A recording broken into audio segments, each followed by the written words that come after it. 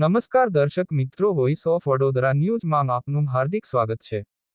તારીખ 27 ડિસેમ્બર 2024 શુક્રવારના રોજ ભરૂચ નગરપાલિકા તથા અન્ય ગામોનો કચરો ગેરકાયદેસર રીતે કાસદ ગામની સીમમાં નખાતો હતો।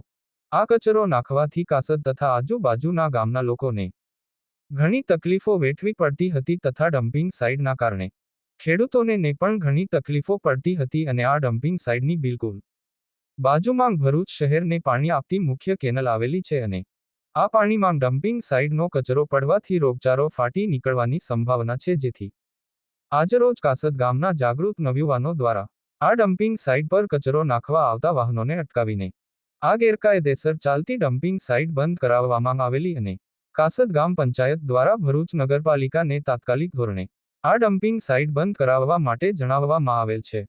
આ અંગે અગાઉ પણ આ ગેરકાયદેસર ચાલતી ડમ્પિંગ સાઇટને ગ્રીન ટ્રિબ્યુનલ તથા જીપીસીબી દ્વારા ભરૂચ નગરપાલિકા સામે નોટિસો ફટકારવામાં તેમજ આપવામાં આવેલ છે તથા સુઓ મોટો પણ દાખલ થયેલ છે। બ્યુરો રિપોર્ટ મોહમ્મદ ઇસ્માઇલ હોટલવાલા સાથે રામ આશીષ યાદવ, ભરૂચ।